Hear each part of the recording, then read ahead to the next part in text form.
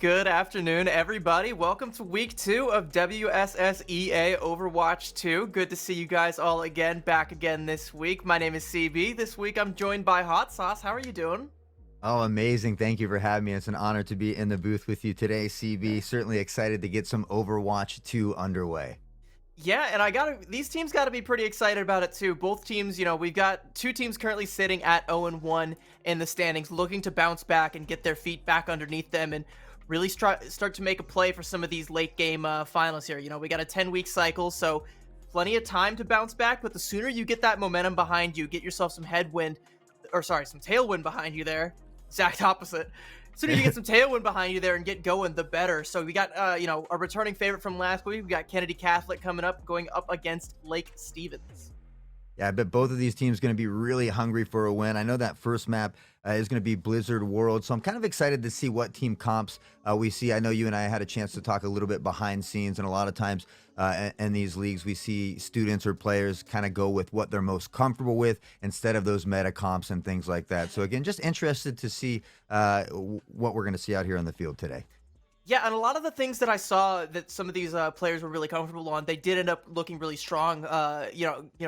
Since we did get to see the Lancers last week, getting to see James and Cobain were two players that I want to highlight. Cobain was hitting some really strong sleep darts on that Ana, and when they were able to play that Genji with James there was a lot of synergy that worked out pretty well in their favor. It wasn't quite enough to net them a win, but if they iron out some of these macro plays on the team side, they can definitely overpower some of these other foes in this league.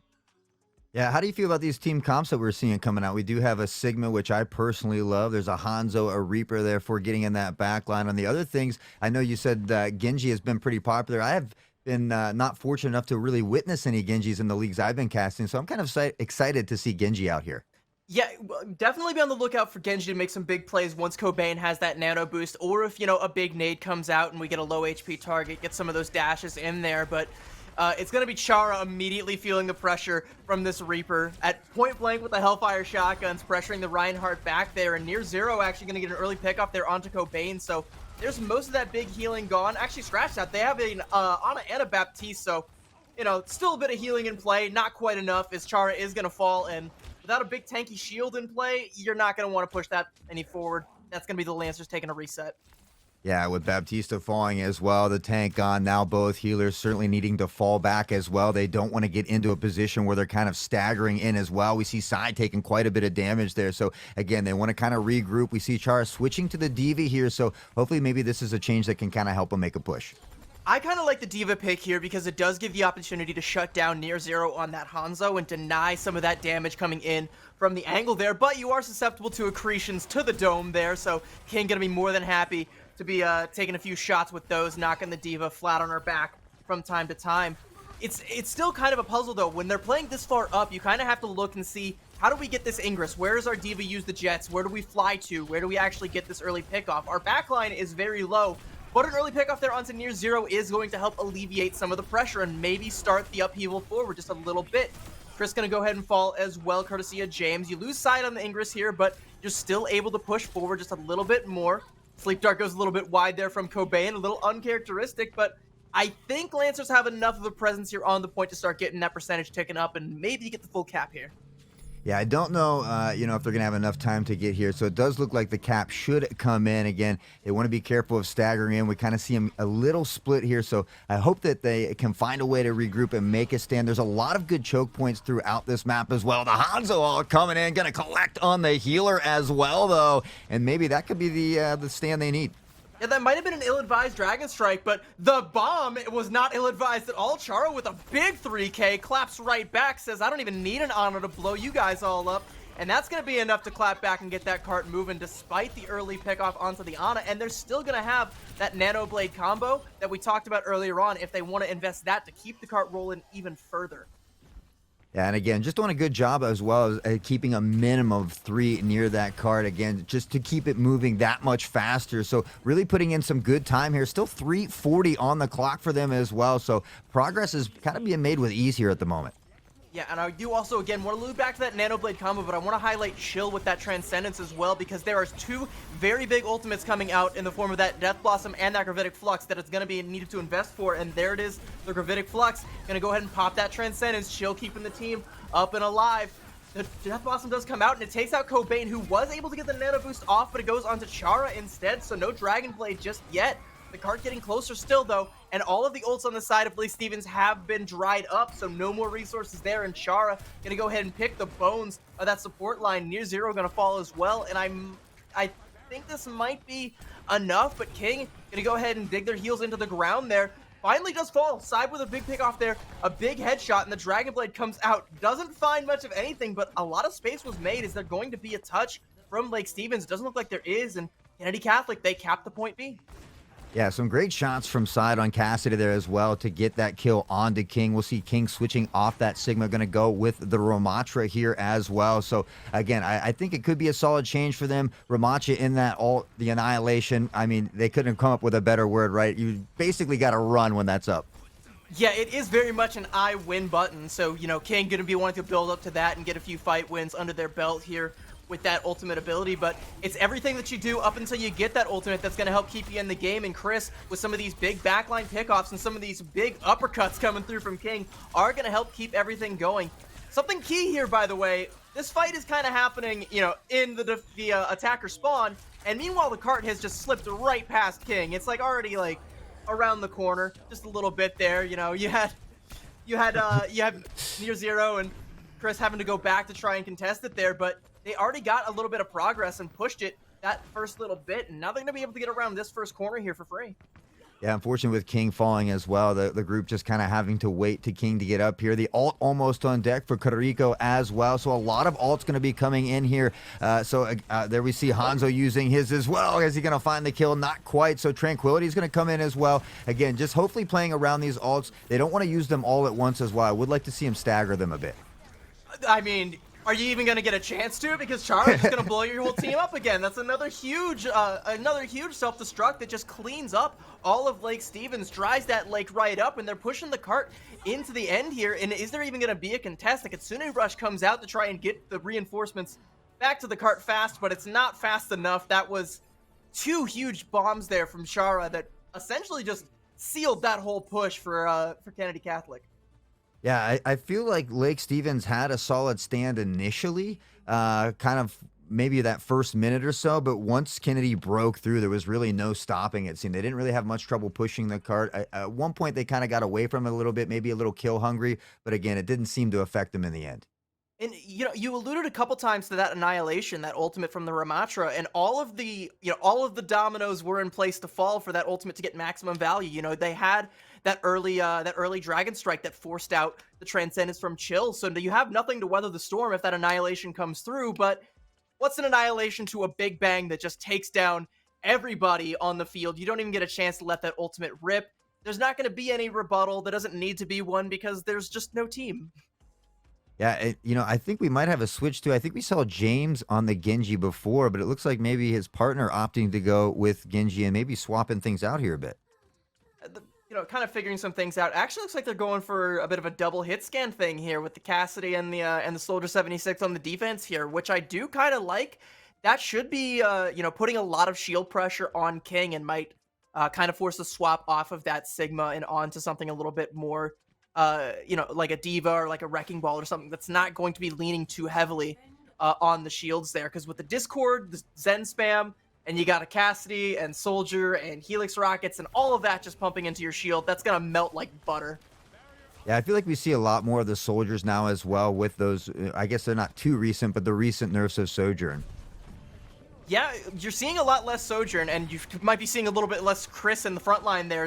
Already gets pressured really, really low, has to Wraith form away, tuck the tail between the legs, and head back to their team there. But that regroup might be enough for them to get, I was going to say get their foot in the door, but they get their foot chopped right off. Chara is there with the micro missiles to clean Chris up, and that is going to be a pretty swift first hold there for Kennedy Catholic. Yeah, James up top in good positioning here, just peppering, raining down the shots as well, applying the damage. James is going to find one, Shara another as well on the King, and with that, the tank will fall, and they are certainly going to have to reset once more. I mean, I feel like that first push was really stopped fairly easily. What can they do different here to kind of find some footing? I mean, Chris has to be a little bit more, take a couple more pauses for thought before going for some of these big teleports in and getting cut out. And actually going to go ahead and make an entire switch over to the Bastion as well. So we'll see if that ends up being effective. I'm not sure how that's going to fare in a composition like this where you're still trying to struggle to find your footing in a chokehold here. Like, King has also made the swap over onto the Orisa just to try and, get the team to trudge forward, use those javelin spins and some of those long-range javelins to put the pressure onto Chara and let the team get through this choke point. But James is just going to go ahead and choke the life right out of Chris there. Another headshot to finish off that Bastion, and James is not quite done. The DPS duo for Kennedy Catholic is paying huge dividends here, and that's going to be another fight win with almost half the time bank now down the drain. Yeah, with the DPS falling, the healers, it was only a matter of time before King went to the wayside as well. And unfortunately for them, they really can't get any footing here on this initial point. None of it has been captured here yet. So maybe these changes here on the other side are working out for James and them. I do want to highlight the Symmetra pick from Near Zero right now, though, because if they go for a teleport over onto the left-hand side from their perspective, they can get themselves some point presence here and have a more favorable fight where they can get the Bastion wheels down, turret form out, and start to put out the pressure. But they're trying to take this fight right now at the choke point behind this statue where, Kennedy Catholic, they have all this cover, they have high ground, they have a smorgasbord of ultimates that they can bust out right now, like this Coalescence, which is going to make Lake Stevens start to feel even more of the pressure. They're even more hesitant to try and push past this statue. They get the pick off there onto Chill, so that's a big ultimate now off the field, but they have to find more. They have to find something else, and that attack visor from James in the back line is making it a little hard to keep that search going.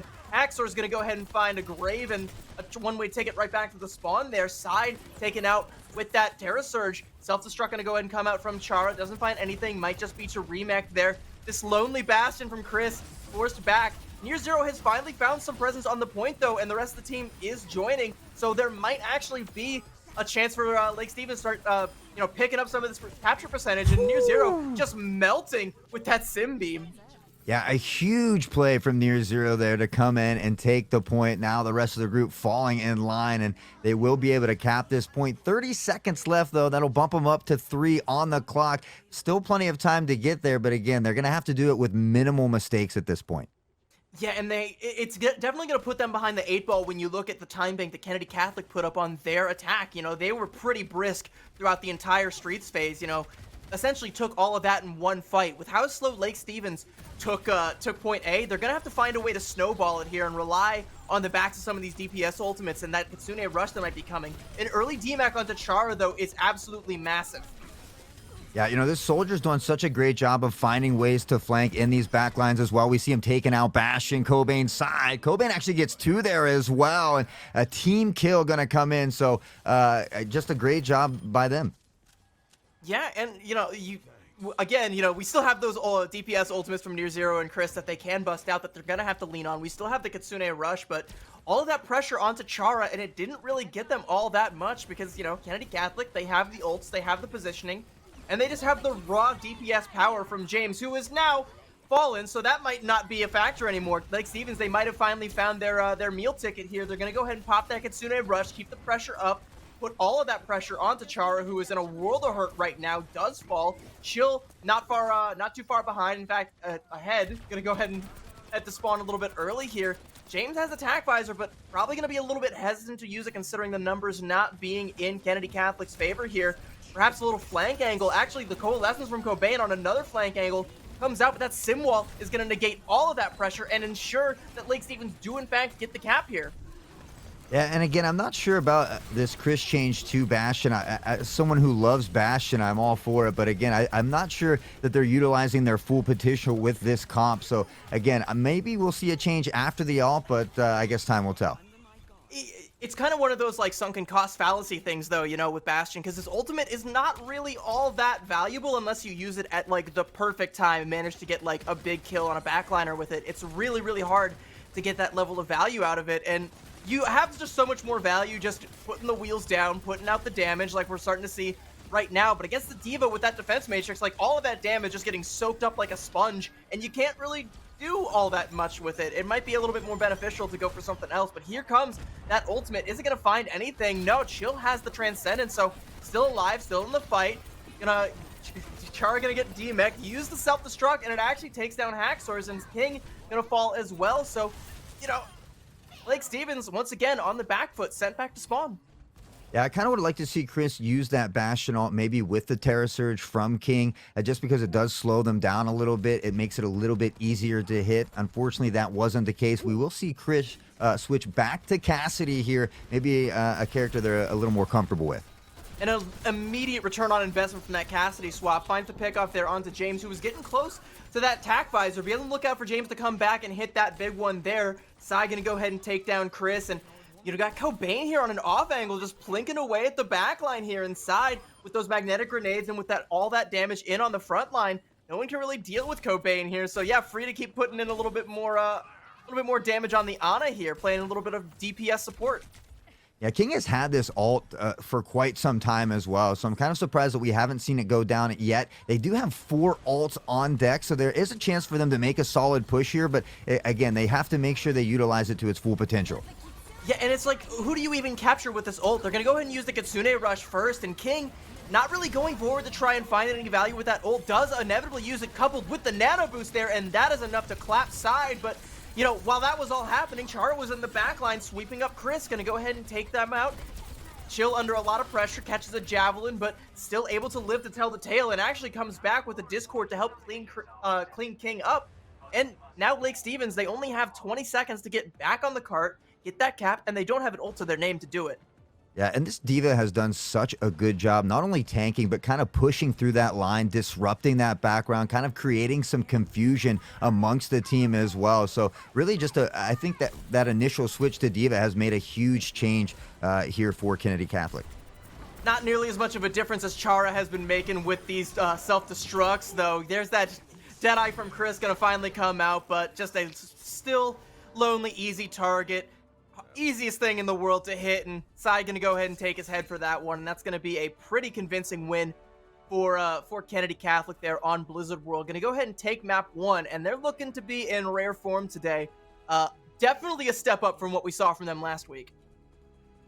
So, again, based on what we've seen here, because I know you have a little bit more knowledge in this than I do, do you think Kennedy Catholic is going to fare a little better in this Circuit Royale as well, since it is an escort? I know there are some longer sight lines there as well. Or, do we see Lake Stevens come out and maybe pull an upset?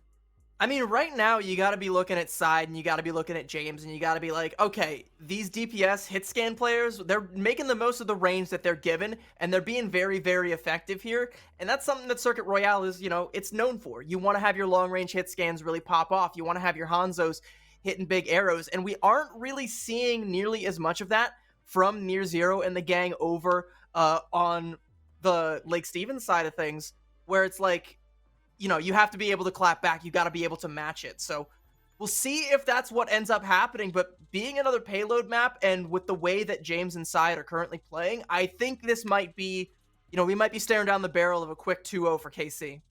Yeah, I think we've seen King probably swap 3 or 4 different tanks throughout the match as well, and really just not able to find anything that's working for them at the moment. I know Near Zero had a switch, had an ult to help them take that point initially and move that cart, but again, they just kind of really struggled to make any solid progress. They would find some kills here and there, but on the other side of things, we saw Kennedy Catholic having at least 2, maybe 3 different team kills.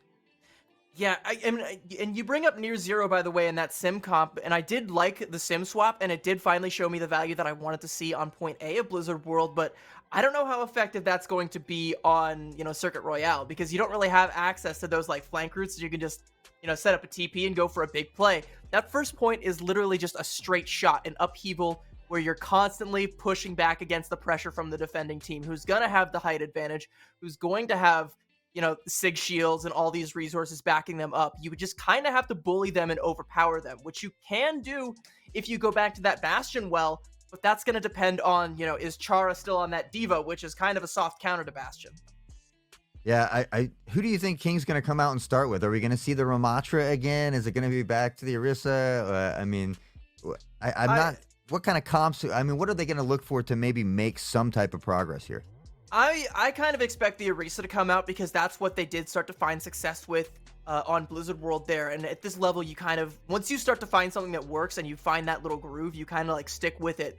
I think there was just enough for Lake Stevens there to where they were like, okay, this Orisa pick is kind of working. That's might be like what we go for the tank line, and we just kind of work around that and try and find, pieces to that particular puzzle that we can fit together and, make a plan, make a play.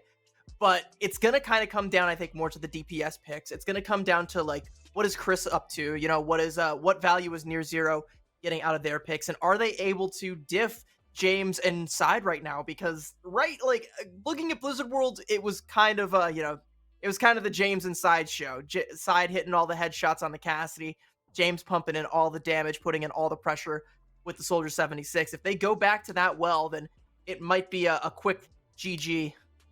Yeah, and we didn't really say Chill's name much as well on that support. I think it was Zenyatta, but certainly doing a phenomenal job there as well. Some couple key tranquilities coming in. So it does look like we have a very similar comp. James is going to be on Genji this time, however. Yeah, going back, I think this might be a comfort pick for James because we constantly see James going for this Genji pick here. And again, it can work with the right synergies around it and in the right situations. And even though they were kind of forced to go over to that Soldier 76, I don't even know if forced is the word there. It was kind of like, all right, I guess I'll play Soldier and we'll just win kind of deal. Less force and more like, soft coercion. Yeah. But if you do let James get away with murder on this Genji, I think they'll get away with more than just one murder. It will be several murders, potentially 5, and then we'll be hearing that team kill gong yet again. Yeah, and on the other side of things, though, we see Chris starting off with Cassidy. We see Zero on the Hanzo this time. Haxor has opted to go with Mercy, and King actually going with that Ramatra. So almost everybody kind of switching up this initial comp to start things out here. Yeah, I'm interested to see how the Ramatra versus Diva, back and forth goes on this map here. But Near Zero definitely feeling the brunt of that back and forth as Chara right in their face with that defense matrix, with those micro missiles, finding the headshot, and the pickoffs are already coming for Kennedy Catholic. They lose James, but I think that you take that. That's an investment for all the kills that you're finding and all the ground that you're getting early on. That's a pretty swift first point win there for Kennedy Catholic. Yeah, I mean, Kennedy Catholic just came out and made that look really easy, finding the picks, again, just dropping member after member, so that full team kill coming in once more, and we might see them make one more stand from the top of the highway here down toward the point, but I really don't think they're going to have too much trouble collecting this first checkpoint. This is where the Hanzo pick can start to shine because you do have this high ground advantage. It's really difficult to contest. If you're able to shut down Chara and keep your keep everything invested in Near Zero, you can prevent the cap, but they don't. The cap just goes ahead and comes right on through anyway. They don't contest the point, and that's already the hard part for Kennedy Catholic. Done and dusted. Now they have these spawns here, and they've taken down Near Zero, so they can start going through this uphill battle right now. Get all the hard part of it completely out of the way. Yeah, I mean, both DPSs, rather, for the Vikings already falling. And again, I would almost like to see them take a little bit better angles. They're kind of coagulating together. And really, we're seeing these DPS getting dropped initially before the tank is even taking any damage here. So I kind of like to see them maybe rework some of these angles that they're using because you really can't afford to have your two DPS fall right away. Speaking of angles, nobody checked the angle that Cobain was coming through with that Coalescence that just mops up the entire backline of Lake Stevens, and that should be point B capped just as swiftly as point A was for Kennedy Catholic. Yeah, again, it's much like we saw in the hybrid mode, right? Really not having any issues making this push here, whether it's Side popping the heads, getting the bread, or whether it's James dashing through once more, and you'll see him putting in work here, already finding a kill. He's really kind of been picking on Near Zero, it seems. Does trip over Near Zero's Dragons trying to get back to the cart there, but for the most part, Kennedy Catholic are just kind of, bullying Lake Stevens. They're just pushing them up. Like I said, you just overpower the defense here. Lake Stevens, they have a wealth of ultimates. They're like a dragon just sitting atop its clutch. All of this wealth that they're just hoarding, and they aren't getting a chance to use it. Invest in your local economy, Dragons. Your townspeople are starving. Everyone's dying. Near Zero, they did use the Dragon Strike and swap over to the May, but Other than that, there hasn't really been much an opportunity to use any of these ultimates for Lake Stevens, and they're continuing to get staggered further and further back, and that cart is just continuing to push further and further back. Yeah, it just seems that they don't really have an answer for James' flanks, and once they kind of get discombobulated and turned around, Side is just piecing them up with that pistol. Of course, Shara in that front line doing what they do best. So I just don't see them stopping Kennedy Catholic at this point. The rally comes out, but it is answered with a Transcendence, which is also answered with an Annihilation. That Deadeye, though, from Chris does take outside, and this is finally where Lake Stevens can start to dig their heels in. They've now used the entirety of that Dragon's Clutch I alluded to now. They're going to have to build up to some more before they get hit with a Hurricane coming out from Kennedy Catholic, though, because they have a ton in their back pocket to clap back with. Yeah, 4 ults and Cobain, nearly 4 with Cobain at 98% there. And again, that payload is not very far from finding that final point. Still 4 minutes, and James with a double kill, coming up with a big play on the Genji. Make it one more, Chill will get one, and Cobain will find the team kill. Yeah, that self-destruct from Chara comes out, and everybody gets forced in that tiny, tiny little room, and that's where James' eyes go completely wide. Pops that Dragon Blade, everyone's so close together, those lashes get maximum value, maximum damage. Now you got Side over here on the flank angle with that Deadeye, gonna go ahead and put the pressure, force even more positioning. Blizzard from near zero gonna come out though, it's looking pretty frosty right now, and King is there with some big damage to help clean this up, so at the last possible second, the midnight hour, Lake Stevens are able to stop that cart and keep it going, but they gotta do that for another 3 minutes and 20 seconds. Yeah, May came in, temporarily put the other team on ice, but how long can they maintain this position? I mean, just a little bit to go here for Lake Stevens again, and 3 minutes on the clock. It's going to be tough to hold them for that long. What they have to do if they want to make that happen is they have to start cycling out these ultimates. They have to build up to the Kitsune Rush, and they have to pop it pretty much right now. Or maybe no, they don't have to actually. They get the DMAC onto Chara and the early pickoff onto James. They can hold on to that. But use that Kitsune Rush to start to build up to your other ultimates. Get that Annihilation. That's your I win button. You go in with that, you win a fight. You build up to your Deadeye. Use that to force positioning that you can start to use to clean up with this Coalescence that you'll inevitably build up to. Yeah, we see Chris back there still kind of waiting on that hill, and now it'll finally come in from the Moira here. Has the High Noon on deck as well. And again, now starting to collect more of these alts. Almost 4 alts here for King, Chris, Haxers, and crew. So they might be able to make a strong stand. Yeah, I'm starting to look at what they decide to open things up here with, because once again, we're looking at this Dragon's Clutch situation where they have all the wealth, they're hoarding it, they need to start using it. That Kitsune Rush is going to be how they start things out with.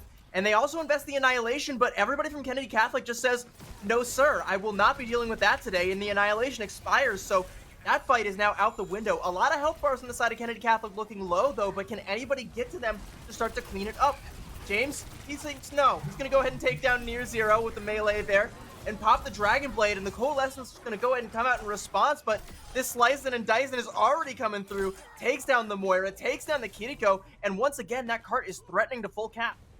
Yeah, I mean, we see the full team kill there again. Near zero now is going to get off May and go to Tracer to try and dash in here and contest this payload, try to buy a little more time for the team. But again, as they begin to stagger in, James is going to make easy work, finds the 2-piece combo. And with that, most likely, the crew should be able to find the rest of the way. Yeah, the Tracer pick and that Deadeye from Chris trying to buy time, but it looks like Lake Stevens looking a little bit bankrupt here as they do manage to make a pretty respectable hold there and burn that time bank down to 1 minute and 11 seconds, but that's still a really long time for Circuit Royale, where a lot of teams usually don't full cap at all. To do it with 1 minute and 1 minute and 11 seconds in the time bank, that's pretty good. You definitely, you're definitely happy with that if you're KC. So Lake Stevens, they have to match that, or at the very least get themselves a full cap here. And with the way that they are playing, kind of relying on some of these ultimates to get value, it might be kind of a slow burn situation. Yeah, I mean, the Lancers didn't have much issues pushing in Blizzard World. They didn't seem to have many issues pushing here in Circuit Royale as well. Again, up until that final standpoint where we saw, Lake Stevens finally kind of give them some trouble. So it'll be interesting to see now that the roles are reversed. Again, I feel like Kennedy Catholic is going to do a little bit better on these choke points, especially with the comps they've been using. But hopefully Lake Stevens can prove me wrong. I would love to see a Game 3. Again, that double hit scan comp, the Soldier 76, the Cassidy, that puts a lot of pressure on your tank though. So you have to be looking at King, who's actually right now flashing a diva. We'll see if that's what they end up sticking with, but that again might be the way that you have to deal with this DPS comp and try and alleviate some of that pressure, try and stop some of that damage from coming in, and actually give your team, kick that door down for them so that they can safely follow you, because so far it's been really, really difficult for them to safely follow King where they're going. Yeah, I mean, it certainly works very well for Shara, so maybe they can give a little taste of their own medicine. Excited to see Near Zero on the Widow here as well, as we haven't had a chance to see any Widow action yet here today. Yeah, and Near Zero already going to go ahead and pop off with a big pick off there onto Cobain, and that's, almost all of your heals gone. You now only got that one Lonely Omnic, that Zenyatta with a Harmony Orb to try and keep everyone alive, and that's not enough. And Lake Stevens, they know this. They're going to go ahead and press the advantage. Kennedy Catholic, they know it as well. They're going to go ahead and back up, give a little bit of ground here, maybe even give Chara's mech and life in that order, to the cause here as they try and back up here. That one pick from Near Zero essentially just kicked the door wide open for Lake Stevens, and they're already halfway through point A. Yeah, I'm not going to lie. I'm incredibly surprised already by the Vikings and how they've come out and chosen to answer. I mean, they're moving this cart here rather quickly and doing so really good so far up to this first checkpoint. Again, we're going to see Kennedy Catholic with that high ground now, so they could have a good stand here. But again, I'm liking what I'm seeing from the Vikings thus far. I am also liking what I'm seeing from the Lancers. You got Chara down on the cart contesting, but there actually isn't enough support there. That Diva does get demeched, and the cap looks like it's going to come through here. You lose the Lucio, so not going to be able to, make as much ground as you'd like to. Not going to be able to take out as many members of Kennedy Catholic on the disengage there as you would have liked to, but you still got the point now. Yeah, and it did look like they were able to take out Zero here as well. So kind of waiting for these respawns. The cart still being pushed up this ramp with relative ease thus far. Chris is going to take quite a bit of damage here on the back pedal, but again, just peppering in these shots, doing good supplemental damage. Shara and James, however, are going to find the first 2 kills, and with that, I think this drive may fizzle just a little bit. They're going to have to regroup here.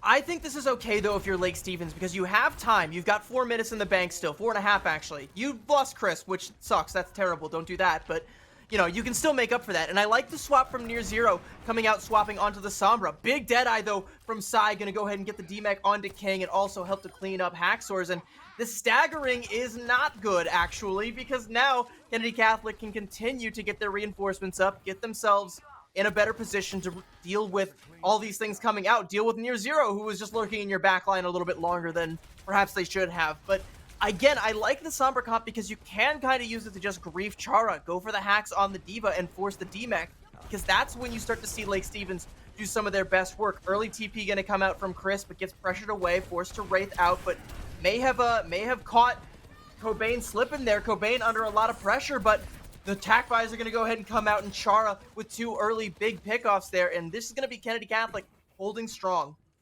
Yeah, I mean, both these teams had 4 ults to their name at one point here. We see the Lancers opting to use a few of those, but again, the Vikings still have nearly 4 ults here, so they have plenty of time, as you mentioned, 3:20 on the clock, still plenty of time, so they just need to play smart. They need to regroup, make sure they use these ults to their full potential, maybe stagger them out a little bit so they can continue this push forward. I'm looking right now at Near Zero, who is near 100 on that EMP, but James was actually looking at Chris, whose HP bar was near 0, and goes ahead and takes it that last little bit of the way there. And again, you've lost your Reaper really early. You're losing players early in these fights, and that makes it so easy for Kennedy Catholic to come through, get the staggers, get more kills, find more bodies, bleed more time, send you back to spawn. And right now, that's all it takes for them. Another team kill, Klaxon coming through, and again, Kennedy Catholic holding strong. Yeah, I mean, you can find kills here and there and make pushes, but consistency is key. And right now, they are just doing a phenomenal job at finding these stops, getting these early picks, whether it's taking out a DPS first or a healer, but they're always finding ways to get in this backline and kind of disrupt things for the Vikings. I also didn't notice it, but the EMP from Near Zero came out last fight. That's catastrophic. The bomb comes out from King and also finds nothing. Cobain, though, gets very, very low and is cleaned up. Here comes that Death Blossom. The Matrix is there to soak up some of the damage, but not enough. And actually, Lake Stevens, they might have just turned it around and made themselves a nice little pathway there, but they're not quite out of the woods. There's enough time for Kennedy Catholic to get at least one more contest here, so we'll see what ends up coming through with that? Yeah, Mercy able to get that revive, though, so still the 5-stack able to push toward the point here, and they're kind of far forward here with that D.Va, trying to make sure that they can't come out of that checkpoint, trying to secure this cart to that final position there, or that third or second checkpoint, excuse me. But again, the teams here, they have a couple ults. It looks like they're going to come out, so they might be able to make this stop before it gets to the checkpoint. Nano Boost comes out onto Chara as soon as King finds as soon as King gets demeched there. There's just no resistance, no tank to soak all that up, and it's left to just bleed over all that damage just to everyone else. And Lake Stevens again gets shut out, and this is really dangerous because look where the cart is and look where the spawn is. Look where Lake Stevens has to get in order to nudge it that last little bit here. I was kind of surprised that Lake Stevens didn't find it there. That Kennedy came out from that team wipe and just came out with a fierceness. Again, their DPS just does a great job of finding these early kills in that fight and giving him these player advantages. We're down to a minute, and King is already about to lose the mech, and does indeed. That is awful for Lake Stevens. They have to back out now and regroup. They can't go in without a D.Va, and they definitely can't go in without Chris, their team captain, on that Reaper, again falling very early. When there's no D.Va to soak up the damage, you know, what are you going to do? Haxor's, I think, in danger of falling as well. James falls, but that is not enough because, you know, he's going to be back pretty swiftly.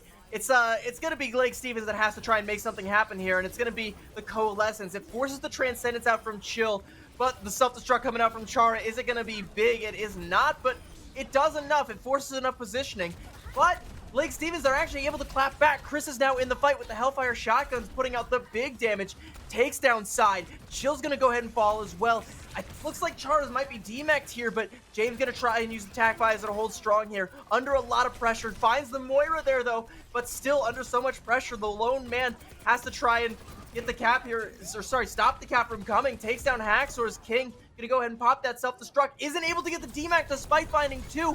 EMP going to come out from near zero, but is swiftly cleaned up by the reinforcements, and Kennedy Catholic are going to hold just at the end of point B on Circuit Royale and take a swift 2-0 here against Lake Stevens.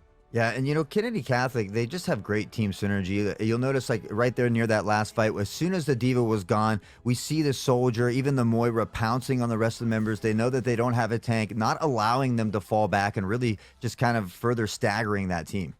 Yeah, there's a lot of synergy here. And again, I highlighted this play that you're seeing right now where James was just slicing and dicing with that Dragon Blade that everybody was forced into that tiny little room because of the D.Va bomb from Chara. They're playing around their tank really well, and the DPS are using that forced positioning, using these other tank ultimates and these other abilities to find maximum value. And that's the kind of thing that we want to see. That's the kind of thing that we want to see from this team as they start to bounce back. You know, last week didn't happen. Dust your shoulders off, keep going. Get that momentum behind you. Now is as good a time as any to start to put up the big numbers going forward for the rest of this league, because that's a long way to go.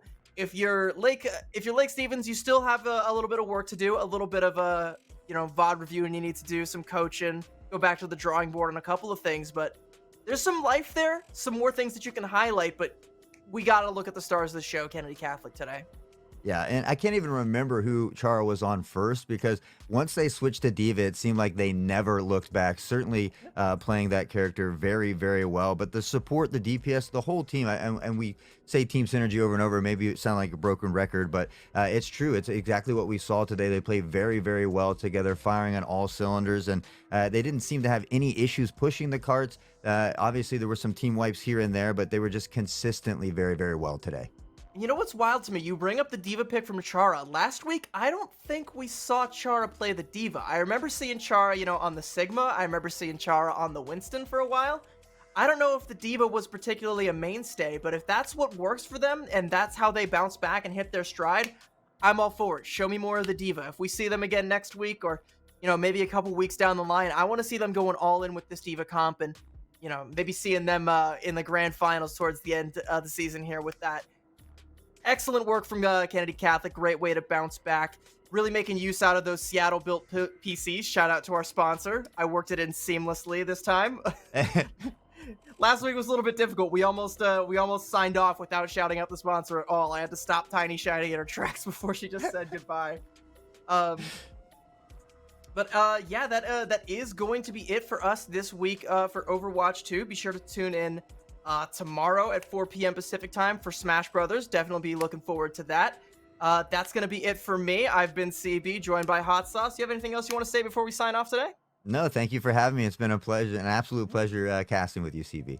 Yeah, pleasure to have you as well. All right, well, again, be sure to tune in for Smash Brothers tomorrow. And for Overwatch, we'll see you guys all next week. Bye-bye.